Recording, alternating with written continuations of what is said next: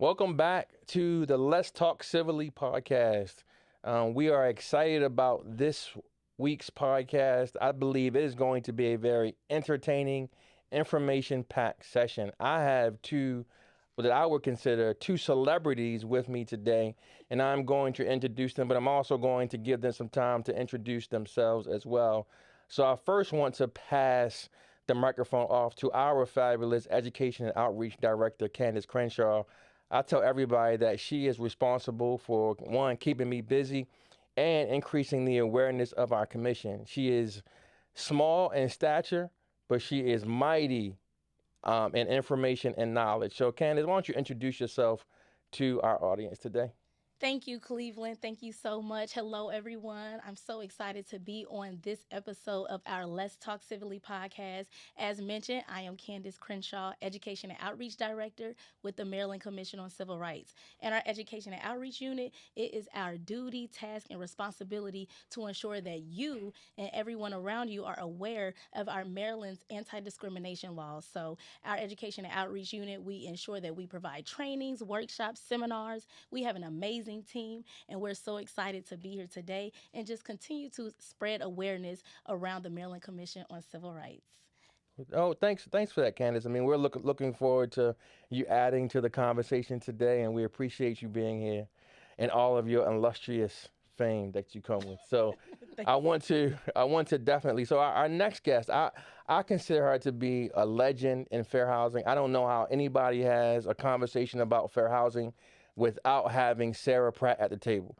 I tell you, I met Sara Pratt. She was probably one of the first instructors I had at the National Fair Housing Training Academy when I first got started in this business. So for me, it is amazing to see it just come full circle for me to kind of go through my career and go through being an investigator, now being the executive director of the Maryland Commission on Civil Rights, and just being able to give Sara her flowers for all the work that she's done directly and indirectly to influence my career and thousands of other people across the country as it pertains to civil rights, human rights, especially around fair housing. I know we talked about early on when we first got here about just this fight for fair housing, and sometimes you just feel like you just want to you keep beating your head up against the wall, and sometimes you wake up and you keep saying, "Man, why am I doing this?" But Sara has been doing this work for a very long time. I'm not going to say how long unless she wants to say how long, but I will pass it off to the legend herself, Sara Pratt, just to introduce herself to our audience. Thanks, Cleveland. I'm really happy to be here. I have to tell you, I remember you as a student in my classroom. That was many years ago, also. Um, and I have, as you say, I've been doing fair housing work, and I counted it up. It's 50 years. That So that deserves it. That deserves a clap. That deserves a clap. I started out as an investigator myself at a state human rights commission in Kentucky. And I just was right out of law school, and they hired attorneys to be investigators. I learned so much as an investigator about fair housing and about how cases get put together, how discrimination happens, how people how they experience it, how they react to it. One of the things I did there, I got a HUD grant to write about damages for just housing discrimination because unlike employment discrimination where your damages are often about back pay or excuse me, or sick leave pay or something like that, in housing discrimination cases, your out of pocket losses are frequently not very much, but people experience distress, anxiety, depression, all kinds of medical symptoms and psychological symptoms as a result of housing discrimination. And I was interested in that.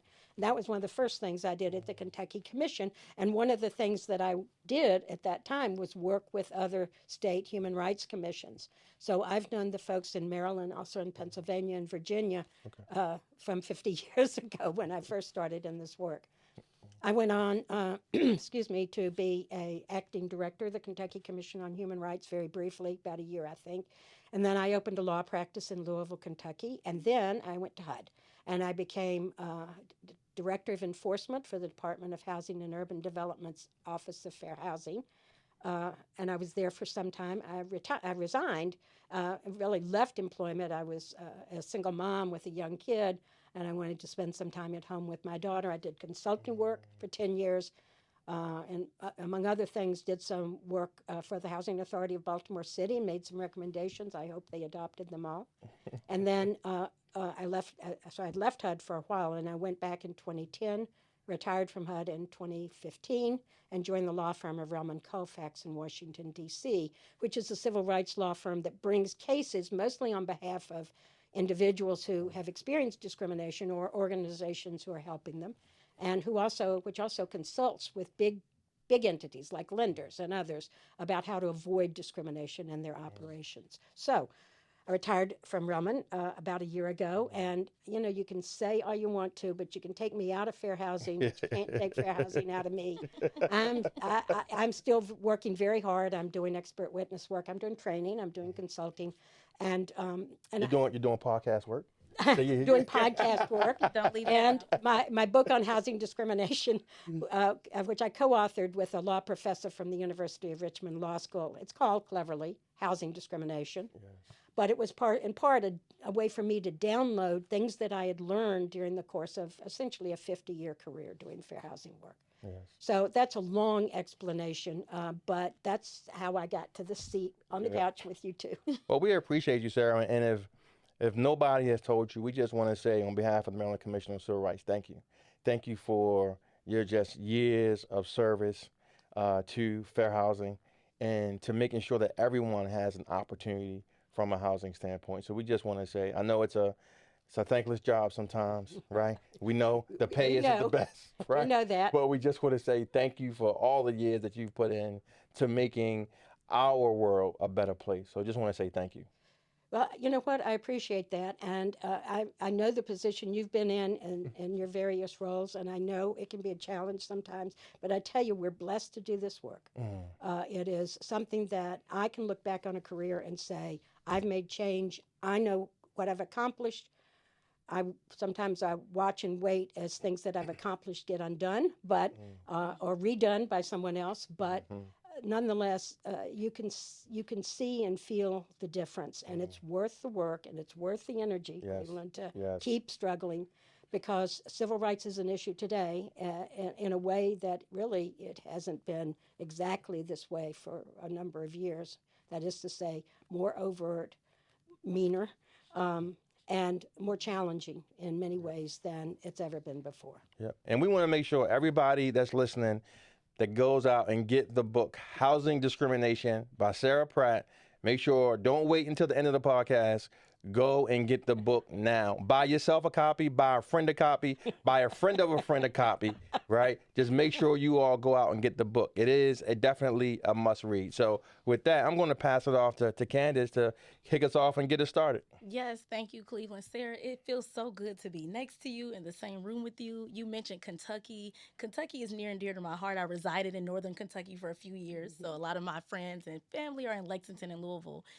So, just knowing where you began and the work that you started there is just really impactful, and it does hit home. Something else you also mentioned just the correlation between civil rights and how that does affect individuals with their mental health and even physical health. So even with the Maryland Commission on Civil Rights, with a lot of our events lately, we've been inviting mental health therapists so that we can ensure that we highlight the correlation between mental health and civil rights. So I'm happy you mentioned that. Good.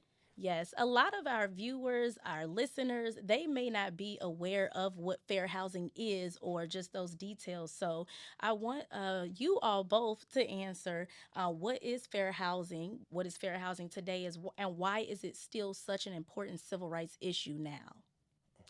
Well, I always start out with this when I talk about fair housing. A lot of people have experiences in housing that they think aren't fair. They think it's unreasonable. It takes them in a bad way. It hurts them financially or some other way. But not every kind of bad treatment in housing is about fair housing. Mm-hmm. Fair housing is set forth, first of all, in the Federal Fair Housing Act that was passed in 1968 and amended in 1988 to cover 7 specific kinds of discrimination.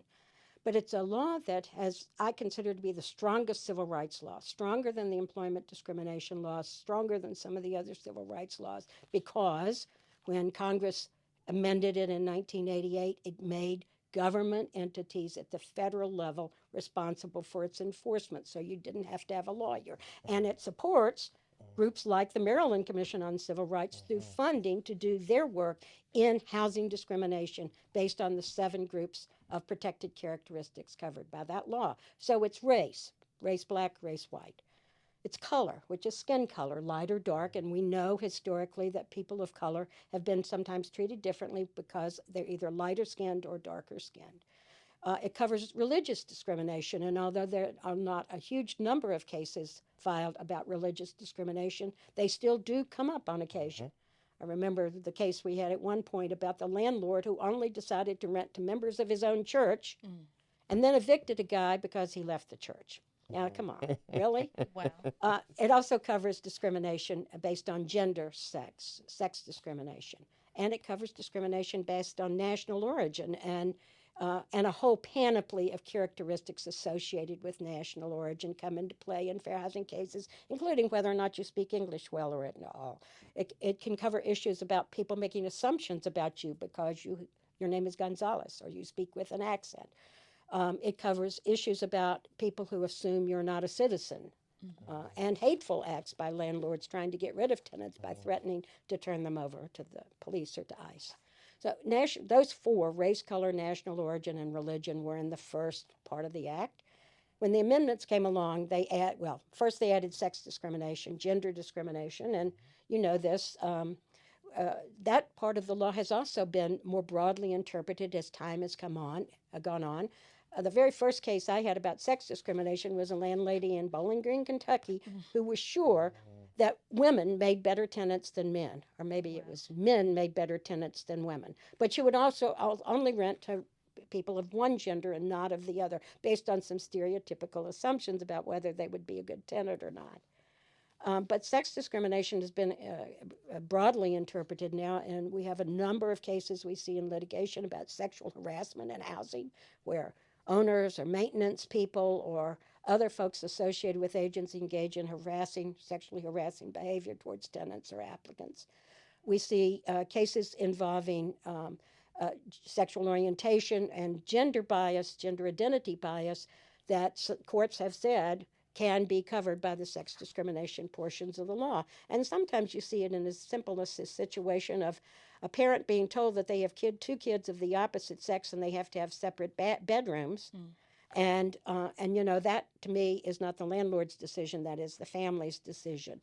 And if you have to pay more rent for a 3-bedroom apartment than for a 2-bedroom apartment, it also hurts your pocketbook, right? So then we added to the law in 1988 discrimination based on familial status, which is the presence of kids in the family, but also it covers discrimination against households who have a pregnant member. And recently, we've been seeing, there was always the no kids rules, and a lot of those have fallen, but limitations on you can have no more than 1 kid, or you can only have 2 kids and no more than 2 kids, even if you have a 3 or 4 bedroom apartment. There was a spate of those in the 1990s. And now we are seeing actually discrimination against pregnant women in the lending transaction, where some couple, maybe it's a couple trying to get a loan, and you know how this happens. Someone gets pregnant, and they immediately decide they need a bigger place to live. So if they have been saving their money, they go out and they buy a house or try to buy a house. They get a loan, and many of the lenders apparently in this country over the last few years have made incredibly stereotypical assumptions about pregnant women and households with a pregnant member in them, and that is that they somehow won't return to work after they have the baby. And I do not know a single couple, and I know lots of people like this, including myself, who hopped back into work as quickly as the paycheck ran out. I'm just going to say, we have paid leave. That's great, especially now that many places offer 4 months of paid leave. But then when the money runs out, you certainly go back to work. Making the assumption is a form of discrimination based on familial status. And finally, we have disability discrimination. This is an issue that is near to my heart. My first husband used a wheelchair. We went to school together. He got a master's degree in planning. I got a law degree, and then we lived in a couple of places around the country. And we experienced housing discrimination as a couple where people said, no, we have too many people in wheelchairs already, or no, we don't have a unit that's accessible for you, without asking us what we actually needed. And so I learned that part of discrimination firsthand. And right now, disability discrimination cases are probably the most frequently filed. Probably most agencies have had that experience. In any case, those are the parts, the kinds of protected characteristics the Fair Housing Act covers.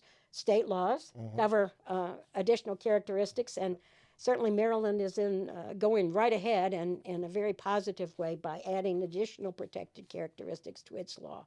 But it may be unfair, but under the Fair Housing Act, it also has to be a violation of a fair housing law for you to have a right and a remedy, right? And we'll work on this, how to explain it to everyone. I told you you're in for an information-packed session today, right? The first question, she already hit it out the park. First question. So I think, and thanks, Sarah, for that response. But I think as I think about just the importance when we think about fair housing and why it's such an important civil rights issue today, and I'm sure Sarah will agree, housing is foundational to everything that we do. Right? When we talk about access, whether it's access to jobs, access to healthcare, access to education, housing is the pillar of everything that we do. So when we think about how housing impacts everything, we, I always say, if you think back to when you were in elementary school and those friends that you had, that you still have today, right? That's a result of where you lived, right? So when we talk about, the hashtag zip codes matter, right? Hashtag where you live matters. All of those things are so true. So that's why, for me, housing is such a fundamental civil rights issue today, because it is so foundational and fundamental to every single thing that we do. I know Sarah so eloquently kind of laid out the fair housing law, but when we just think about in broad terms what fair housing means to our society, it means everything. It means access, right? It means opportunity. And we all need to really understand the importance of fair housing. That's a great way of putting it, Cleveland, and that's true. That's true. And when you're denied the opportunity to have housing that you're otherwise qualified for in the neighborhood you want, with the school that you want, near the church that you want to go to, that's walking distance to the drugstore, or whatever else are your priorities, and you can't have that because of discrimination, then that artificial barrier stands in the way of the housing opportunity that people seek. Yeah. One of the things that we talk about internally at our agency is this concept, right, that discrimination no longer exists, that people believe that in 2026, we've progressed a long way and that discrimination doesn't exist anymore. So Sarah, if you won't mind, just talk to us a little bit about, in your plethora of years of experience and service, what would you consider to be maybe the one most used misconception that people have about housing discrimination and how it looks today? Well, it's what you said, really, Cleveland. It's that housing discrimination somehow has been addressed, it's behind us, and that we don't have to do anything about it at all. One of the things that I've learned over time is I've watched housing discrimination when it was overt. People were not afraid to say it. They would say it right out in nasty terms sometimes, or say things like, we don't rent to you people, slamming the door in people's faces. Early case I had in Kentucky. But so it went undercover a little bit. It was like people sort of knew they weren't supposed to talk about it, but they still did it. And we developed techniques to identify that and whether or not it was discrimination or just, the apartment had been already rented. But what I see now is just within the last 10 years, we have spent a lot of time and energy trying to get to the root causes of discrimination, not just the superficial kinds of discrimination, but the kinds of discrimination that have occurred in cities and towns all across the country, that has occurred in lending transactions, insurance transactions, and even in the decisions that big rental properties make. And we are challenging those because they have underlying assumptions that are discriminatory, and or they're not justified by a really legitimate business reason. And so when that happens, you have to dig deeper. You have to build the case. You have to understand the history. Sometimes something that was overtly racist in 1930, they don't talk about it as racist anymore, but that history is still there if you look for it. I remember the town of Zanesville, Ohio. Some friends of mine brought a case against the town of Zanesville, Ohio. And Zanesville was like a donut. The white suburbs were around a hole in the middle, and then the hole in the middle, that's where all the black folks lived. And somehow the public sewer had gone all around the donut side, and the folks in the middle had not gotten up even public sewer or public water for many, many years, going back 20, 30, 40 years historically. And they had asked for it. They've been told that they couldn't have it. There were promises made and broken. And finally, the idea was, let's get to the root cause of what happened here and let's undo it. And that there was a lawsuit about Zanesville and a video made about it later on. And the people did, in fact, get city water, and they weren't required to use rain barrels anymore and privies, but they had septic systems instead.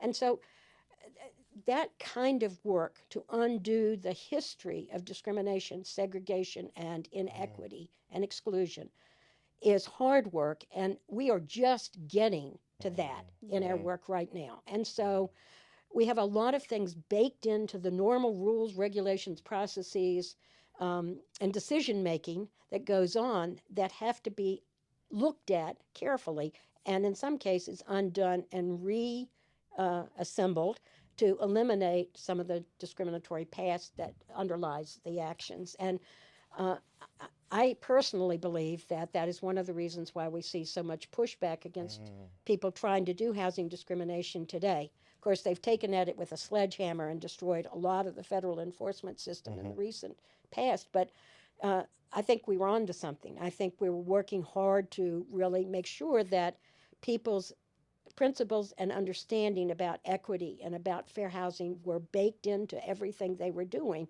and that threatened folks. That doesn't mean that there's not individual cases of discrimination. There are all the times landlords who just say no to a request for a reasonable accommodation, because there's lots of that still going on. Definitely. But our systems are meant to take on the underlying issues of discrimination and segregation, as well as the individual instances. And so as we work in fair housing, we know that an individual case may reflect the same kind of discrimination according to 15 other people over the last 3 years. Maybe we look at that in an investigation.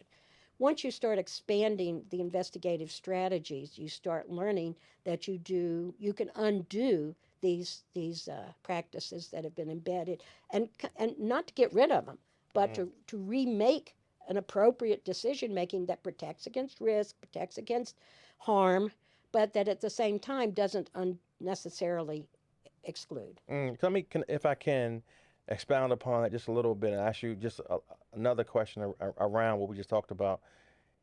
A lot of times we talk about data, and we know that you can use data to make whatever argument that you want to make. But part of what we hear a lot of times, you take a look at data, as you indicated, Sarah, that we know that disability has been the top protected class in housing for a very long time.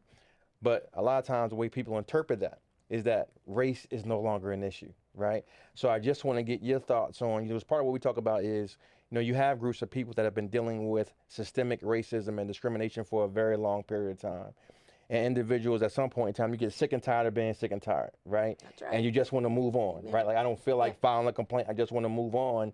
And the numbers and the data can reflect that. So when you think about the protected classes that we see in housing, when you take a look at the data, what advice do you give to folks who are interpreting data to figure out how do you allocate resources?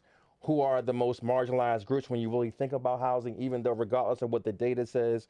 What advice do you give to agencies like the Maryland Commission on Civil Rights or other enforcement agencies that are trying to determine how do we need to be educating folks and properly disseminating information based off of the data that we see? If that makes sense to you. Yeah. Whoosh, that's a big question. That's a really big question. I'll talk a little bit about it, and then you come back with some, okay? So there's a lot of ways data gets used in investigating fair housing and identifying civil rights issues. A common way is in lending, in the area of making loans, where you start evaluating who a lender is doing business with, who is applying, who is getting loans, what those numbers look like. And we have data sets that explore that. And honestly, the ability to grind up the data and take a look is available to lenders, which they don't always look at, and they probably should. And when you look at lenders across the community, you can tell that some lenders are doing a lot more in communities of color than other lenders. That means there's good loans to be made. The data tells you that because the peers, the other lenders, are making loans in this zip code or that zip code, but somehow this lender never makes it into a loan in that particular territory. That kind of data analysis helps point to an education aspect of things and an enforcement aspect of things. And the Department of Justice and HUD did a lot of work, I would say, in the last 15 years on lending redlining and those kinds of things. That's just one example where the availability of data helps us understand better what's going on. When one particular person says, I didn't get that loan from that lender, and 2 weeks later I applied somewhere else and I got the loan, nothing changed in my qualifications, and it's a regular conventional loan, then everybody should be asking questions about that. But not everybody has that experience, and not everybody wants to do something about it. And so being able to do systemic or commission-initiated investigations on occasion based on data is an important strategy to consider if you can get the resources for it. Another example is where you look at the same kind of way with homeowners insurance. Back in the 90s, I spent a lot of time investigating and trying to settle cases against State Farm, Allstate, Nationwide, then later on Liberty Mutual and some others. And they were all resolved. But it was because people who did not ask for the data or collect the data that would support decisions that they were making. So if someone says, this is what one particular insurance company said in a certain year, we don't insure houses valued at less than X amount of dollars. It was $50,000 then. It might be $250,000 today, right? In this or $350,000 in today's world. That cuts out a huge segment of the market. In a lot of communities, it cuts out a lot of the black folks who are trying to buy a house in an affordable neighborhood, sometimes back in their own family neighborhood. And so what we learned about that was, we said, well, where did this come from? What's the risk to the insurance company? Because insurance companies are all about risks. So we looked at that, and honestly, those guys could not produce any evidence that those houses were more at risk than any other house. And I happened to live at the time in a house that was built in 1916. And I knew from my own experience, it had been rewired, it had been replumbed. Everything was new except the furnace, and that furnace was never going to die. It was built in 1916. It was going to go forever. And so there was no risk in that house that was any more risk than a house that was exactly like it, that was brand new. Okay. I would like to add, so earlier you mentioned artificial systemic barriers as a Dayton, Ohio native, and even residing in Maryland, the way the geography of the land, where our homes are being built, the way, we have gentrification and people being pushed out of areas. It all makes me think of artificial barriers. As you said, they couldn't identify a risk, but due to a lack of education or awareness or information, individuals, community members allow themselves to be placed in these situations, which are systemic issues created artificially by the government and individuals. I'm just thinking about patterns of disinvestment by municipalities and black communities or Latino communities is really a common experience across the country, not just limited to the South or to Ohio, but all across the country. Absolutely. That's where this concept of affirmatively furthering fair housing came in. It was all about not forcing the communities to do something about it, but making a plan to address it.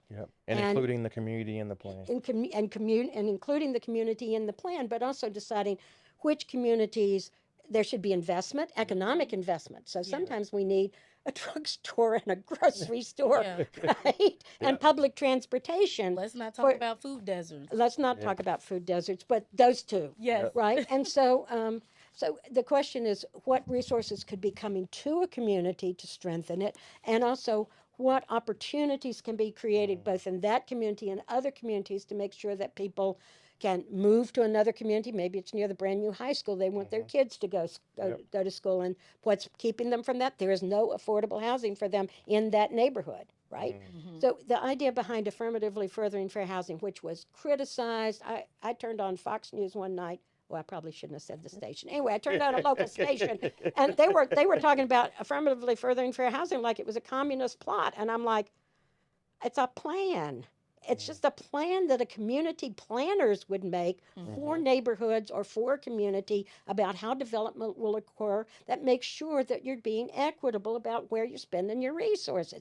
Pretty simple, pretty straightforward, community driven, Yep. but also leadership driven by it's not a community is only as strong as its weakest link. Yeah. And if you've got neighborhoods that are disinvested, where housing is not being able to be taken care of, where gentrification is at risk of gentrification, Yes. then a plan can be developed to address that. And planners know how to do that. That's one of the advantages to being married for a while to a guy who had a master's degree in planning, you know. But that planning process is not forcing anything. It's not like taking a big stick and saying we're enforcing the law against you. It's more like think about where your community needs to go so that the weakest part of the community becomes stronger Yes. Yeah. and so that Yes. opportunities open up for people across the community. Oh, I love that. I love that. Yeah, that's Yep. so important. It leads into our next question.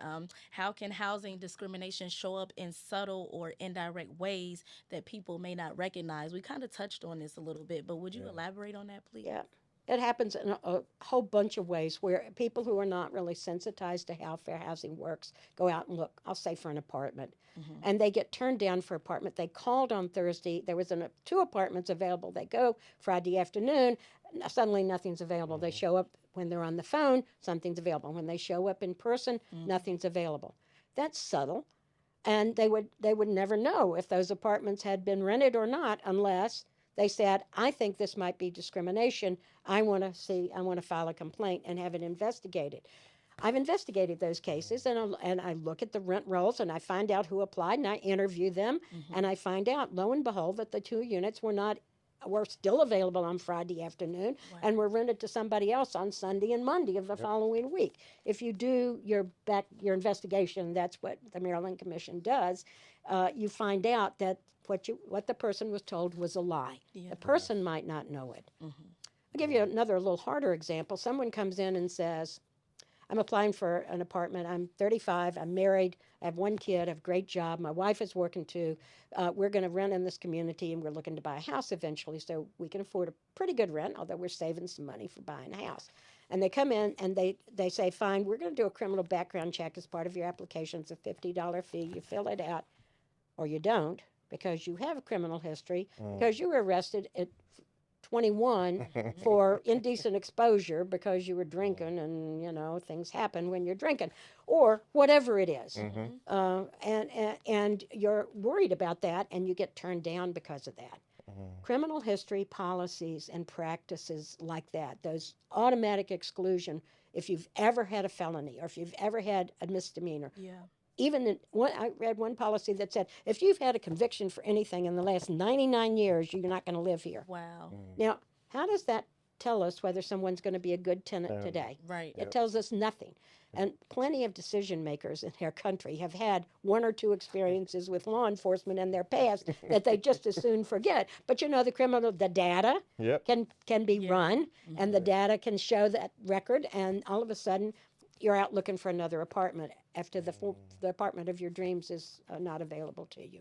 And so that's a place, again, where data analysis helps us understand the impact on people, especially people of color who have been subjected to adverse and disproportionate law enforcement activities for many, many years, to evaluate whether those policies are discriminatory and whether they should be challenged as discriminatory because they exclude otherwise qualified people based on something that happened years ago. Yeah. I'm sorry. Go ahead. Go, Candice. I just wanted to add, I'm happy you said that our agency, the Maryland Commission on Civil Rights, we hosted a community listening session before, and there were some community members in the audience sharing, they were in an experience wanting to purchase a property, and the lender mentioned a few comments, and the individual stated, like, I think that's discrimination. And then they pulled up our website, and they were able to show and share, like, hey, this isn't right that you're saying this to me. This is discrimination. So it's so important for individuals to do their research, and know where to go, because then in that moment when that community member pulled up our website, the lender is like, oh, they're acting different now because they're with someone who was educated or aware of the law. So it's so important for everyone to do their research so that you can acknowledge those subtle discrimination, housing discrimination experiences. Yeah, and I think that's for me, when I think about fair housing discrimination, the big difference between housing discrimination and other areas like employment, right? Because where you work at, you get to see all of your fellow employees all the time, right? You know who's suspended, who got promoted, right? Who got hired, who didn't. So you have access to the data, right? In housing, you don't, right? So if you're looking for a house and you get denied, most folks don't know that discrimination is actually occurring, right? Because they don't have access to the information. They don't know, well, who was selected, right? If the house is still going to be available, because they aren't going back checking to see if in fact it is still available, which why it makes it so difficult when we think about the number of fair housing complaints that come in. And we know that from an enforcement agency perspective, we're only getting a fraction of actual housing discrimination complaints. We know that most of those go underreported because folks simply don't know. Folks don't know that they are being discriminated against. And I think, especially now, we think about, for me, a good example is source of income discrimination that we now have here in the state. And that, so before, you would see listings that would say no voucher holders, right? But now, since we do have source of income, what we now see is this property isn't pre-registered for a voucher program, right? Which is an attempt to discourage voucher holders, right, from submitting applications to rent those particular properties, which again is a violation of our Title 20 and the Fair Housing Act. So there are sort of ways that landlords and housing providers will attempt to do to go around the law.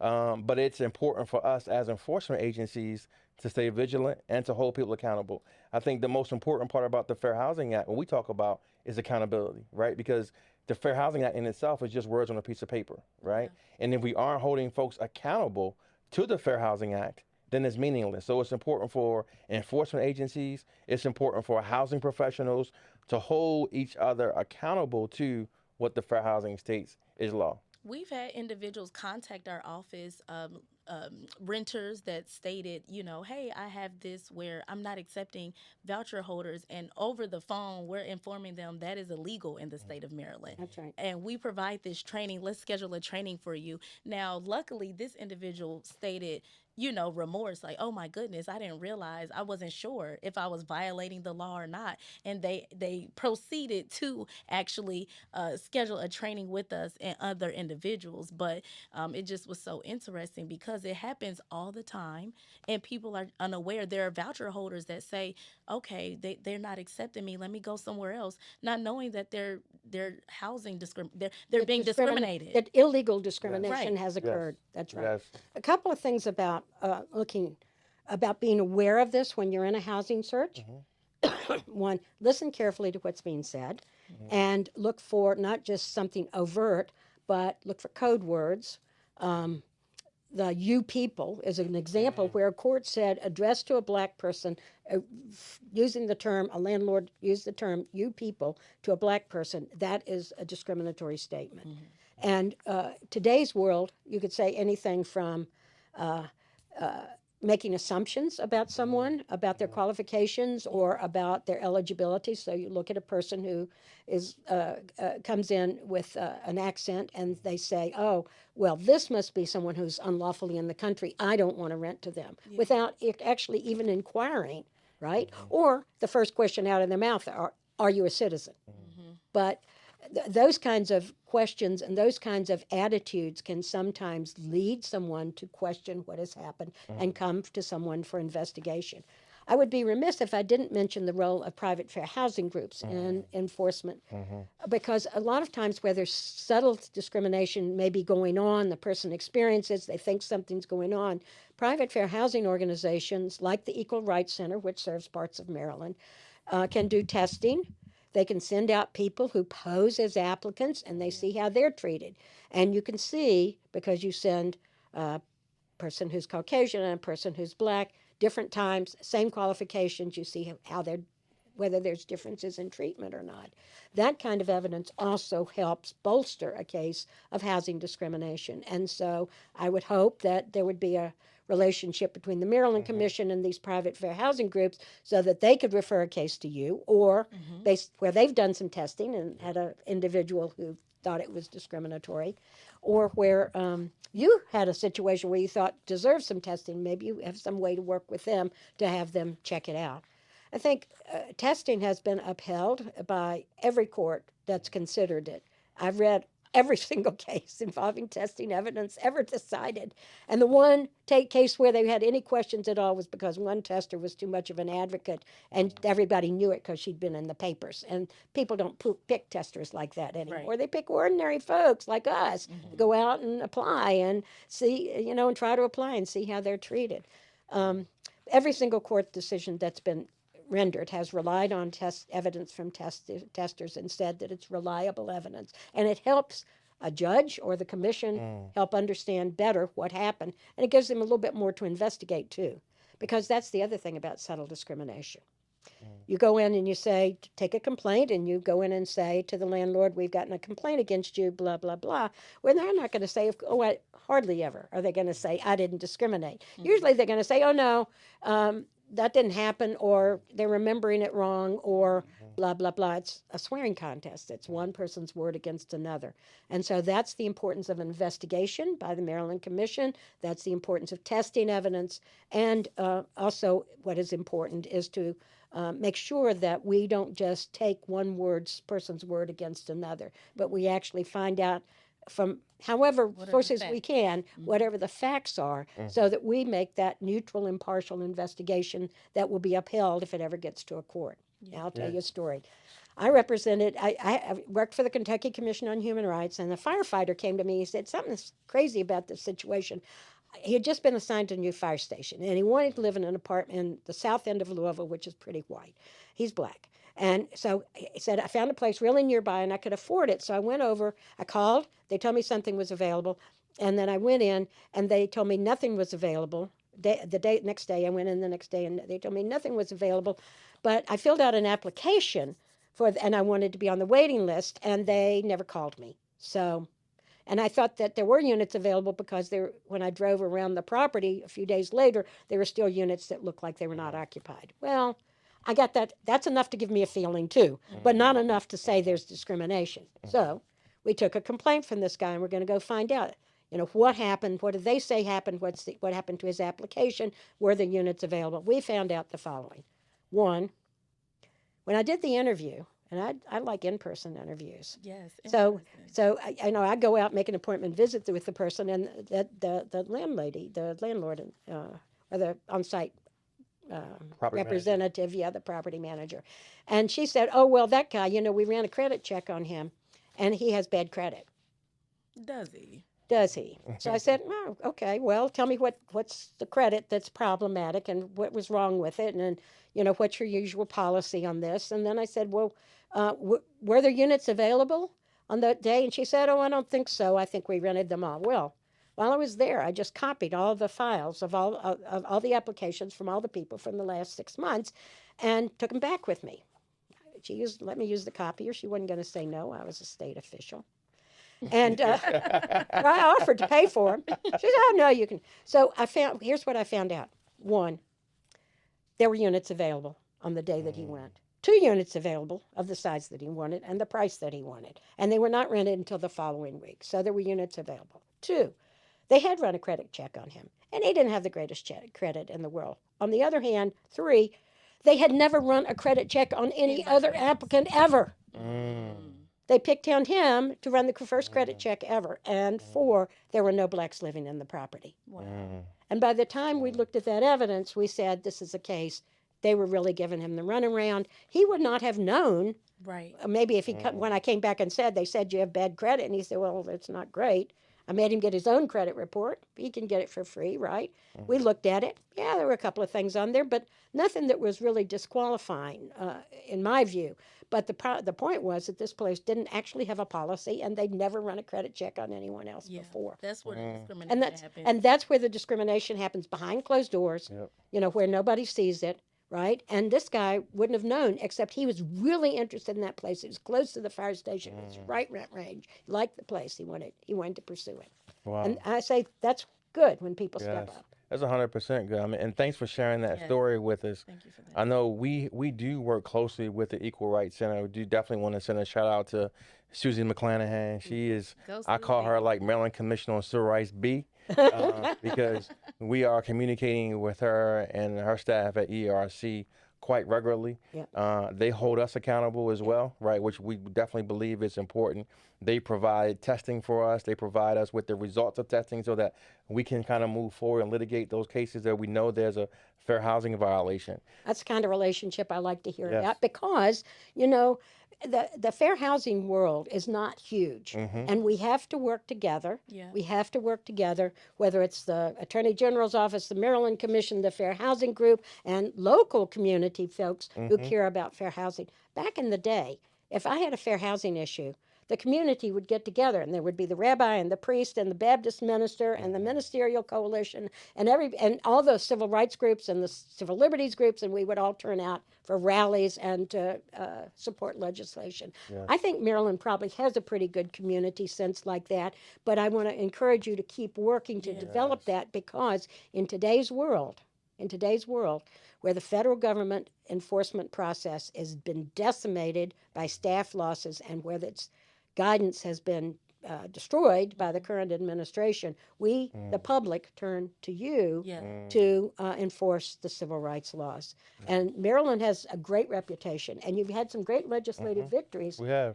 in the last session of your legislature, too. And so, and a good Supreme Court decision on source of income. Yep. Yeah. You want to talk about hair? Yeah. Let's So- talk about Yeah, let's talk about hair. Let's Yeah, talk about hair. Let's talk about hair. So Yeah. let's. Yeah. I do want to. I know time is running out on our Yeah. session, and one of the things that I wanted to do for you though, is talk about housing discrimination, your book. And so I wanted to give you a few minutes to plug the book, kind of give us the framework of the thought behind creating the book, who the book is beneficial for, because I'm sure for me, it's beneficial to everybody listening to this podcast.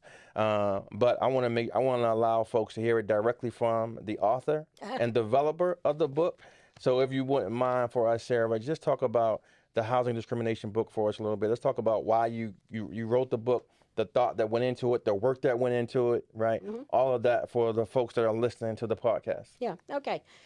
Thank you. I appreciate that opportunity. I'll try to be fairly short on this. Take your time, Sarah. So Take your time. here's how You've earned it. You've got over 50 years of service. You earned that time. here's how it happened. I was getting ready to retire from this law firm where I've been developing cases and joining in litigation on a variety of fair housing cases, everything from accessibility to disability discrimination to race discrimination to lending, redlining, all kinds of cases.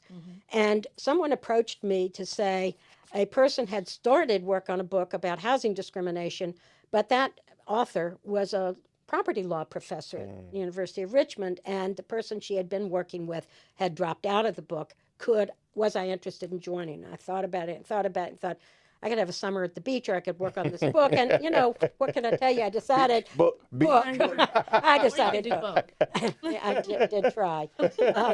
So the publisher is LexisNexis, which is a legal publisher. And let me just say, it's really not easy reading for the ordinary citizen. However, if you want to take a deeper dive in where all this came from, what the history is, and a lot more detail about various things in discrimination and housing discrimination, how it works, how we prove damages, how we think about gentrification. Yeah. All of those are in the book. The first chapter is a long dissertation about the history of racial segregation and discrimination in this country. Can't wait to read it. Yeah. And I read it. I did not write it. Someone else wrote it. And I really thought it gave insights to me that I was not aware of. And I've read a lot and thought a lot about where discrimination in housing occurs for a way to get started. and how we deal with the segregation and disinvestment that's still going on in our cities. And then we start talking about the Fair Housing Act, and there's a whole big section about all these different protected characteristics. Each one, where does it come from? What are some of the cases that talk about it? How has courts defined it? We talk about code words, and there's a whole list of code words. Go back to the ghetto, blah, blah, blah, all of that kind of stuff. And we talk a lot about disability and the different forms of disability. Then we talk about how you investigate cases or how you analyze cases. And it gives you an idea about what an intentional discrimination case is like versus what unequal treatment is like, where they don't say it out loud, but you're still being treated differently. And disparate impact, which is controversial in today's world. Honestly, I don't understand it. The very first training I ever did in 1977, I talked about disparate impact. And I've talked about it ever since, my entire career, and why it is so controversial, I really don't understand. There are a small proportion of cases that are only cases involving a policy or practice that has a disproportionate discriminatory impact and that cannot be justified by a business reason, right? I mean, there are really not very many, but there are some, and they take on some of the deepest embedded discrimination by some of the biggest, wealthiest companies in the country. So maybe that's the reason. All right. We talk about that. And then we talk about disability discrimination and all its characteristics, accessibility, reasonable accommodations, how that looks, some of the cases. So it's written, we tried to write it in a sort of ordinary person's writing, although I'm not sure if we're completely successful. We put the law stuff in footnotes, right? Yeah. But again, it's published by LexisNexis. It's called Housing Discrimination. And if you order now, you can get a discount of 10% on the book by using House 10, House, the number 10, when you order. We all love discounts. We all love discounts. And I'm already in the process of updating it. And the Maryland hair case is going to be in the book, as is some of the legislative developments in Maryland this year. The thing about the case that the Maryland Supreme Court decided last year that is important is that it's really important for people who hold vouchers. Whatever kind of vouchers. They could be so-called Section 8 vouchers. They could be NED vouchers, which are for non-elderly people with disabilities. They could be VASH vouchers, which are sometimes available for vets. But whatever kind of voucher you're using and whatever financial assistance you're using, what it basically says, when the landlord calculates your eligibility, whatever the amount of your voucher is for, that will pay all or part of your rent. You own the particular applicant's personal financial liability only relates to the part of the rent that they would pay out of their own pocket. And that's important because a lot of times people will say, oh, you have to make $40,000 to live in this apartment. 3 times the income, 3 times the rent, 3 times the rent. Right? That's the old rule. And yet, if you are a mom with 3 kids and you have a job and it pays, but you don't make any $40,000 a year and you qualify for a voucher, what you're going to get is a voucher, is especially for people who are low or very low income and have big families, right?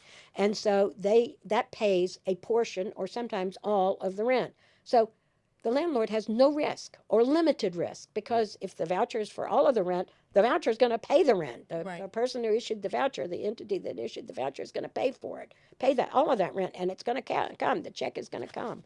And if the person has $100 or $200 or $300, that is, they have to pay because they are making some income.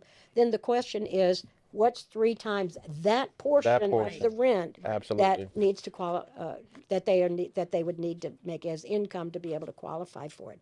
Even people who don't have jobs may be covered by this situation. If they have Social Security or Social Security disability, they may still have this confront this situation. And so how the landlord calculates the rent and the financial eligibility of the person can amount to source of income discrimination. Your Supreme Court wrote a really good decision on this, and for the first reported decision that I'm aware of in the country, it's a very well thought out, very well very understandable decision that says basically you only have to have financial eligibility for the part of the rent you're paying out of your own pocket. And that'll be cited. I mean, people will be looking to Maryland and that Supreme Court decision for guidance. I only know of a couple of other cases that have brought this case, and none of them have reported decisions behind them. And you got one from the Maryland Commission, I mean, from the Maryland Supreme Court. So we actually even include that, Sarah, to your point. So we did a guidance around source of income discrimination, and we lay out in the guidance examples of what you just talked about how you apply appropriately to the income requirements for rental, especially for folks who have vouchers, so folks have a better understanding of how it's supposed to be applied. So we do urge everybody, whether you're a housing provider or a renter, to check out our guidance, because it does lay out source of income discrimination in a way to make it more easily digestible for folks, and giving concrete examples of what source of income discrimination looks like for those in the public. can they get it on your website? They absolutely can get it on our website. They absolutely can get it on our website. You can go to www.mccr.maryland.gov, and that's Maryland spelled out. Again, that's www.mccr.maryland.gov, and that's Maryland spelled out. So as I see we are approaching our time, I would be remiss if I didn't ask you one final question, right? So since you have a number of years in this industry, what advice would you give to individuals who are just entering into civil or human rights, right? Especially around fair housing. What advice would you give to I know we have a number of younger individuals. We have Gabby Cortez, who's here today, behind the scenes in the Education and Outreach Department. We have Marquita Surratt, who's also, and both Gabby and Marquita serve as our co-hosts from time to time on our podcast. Just those types of individuals. We have younger investigators who are passionate and committed to doing this work. What advice do you give to those individuals who are trying to establish a career in this civil and human rights space, from a tenured, well-seasoned, well-educated, well-experienced, person? I always say that my best experience ever in fair housing was being an investigator. Even though I was a lawyer, being an investigation and trying to ferret out what actually happened and find out the facts is really rewarding. Sometimes the case is not discrimination, sometimes it is, but be curious and stick to it and dig deeper. If you have a feeling, we don't make case decisions based on feelings, and I know some investigators want to do that, but we make decisions based on facts. So dig deeper and don't give up if you hit a wall. I learned that the hard way, man. My head hurts some days bumping it against the walls. We talked about that at the beginning. Yeah, we did. Especially when I was at the Department of Housing and Urban Development. But what I learned was, one, don't give up, keep working it. And two, sometimes you have to change strategies. Sometimes you have to have alliances outside of your agency. Sometimes you have to have support from elected officials and political officials to be able to get your job done right. And sometimes you have to use novel but legal investigative strategies to get the evidence that you need to determine whether or not discrimination has occurred. The data that we have now available to us helps in many ways, but there's nothing like a good interview of a complainant, a good interview of a respondent. A good in-person interview. Amen, sister. Totally amen. I've trained people a million years, and I always say if you can do it in person or at least over the phone or on Zoom, please do, right? Because asking for written answers to questions allows people to think about what they're saying and to concoct stories to cover their tracks. I think the other thing is to understand that the Fair Housing Act is a strong law. Don't make silly mistakes. Don't make assumptions. Keep building your cases. And then where you can, take that case to the next level. That is to say, identify additional victims. Look at things that are hurting communities that no one's filing a complaint about, but that still needs to be looked into. There are communities all over the place that are mostly black communities that have no water, no paved roads, no public utilities. People live in them. Their grands live in those places and those neighborhoods. They visit on holidays and all of that, but they don't realize that the inequity that might still be in play for that kind of neighborhood. So look deeper. Okay. And keep your eyes open. Yeah. Well, Sarah, we wanna thank you for blessing us with your presence. I mean, we could carry this conversation on well into the night, but we won't because we know you got to get to the beach. But we do appreciate you taking time out of your schedule to bless all of us with your knowledge and your experience during our podcast today. I also want to give a special thanks to our co-host for today, our Education Outreach Director, Candice Crenshaw. Give her a hand clap, y'all. Give her a hand clap. Give her a hand clap. And we, again, most importantly, want to thank you all for tuning in, for listening to our Let's Talk Civilly podcast. We look forward to seeing you all at our next episode. Please feel free to reach out to the Maryland Commission on Civil Rights if we can be of assistance to you. Please go to our website at www.mccr.maryland.gov. And again, that's Maryland spelled out. Again, mccr.maryland.gov. Until next time, take care of each other. Have a good one.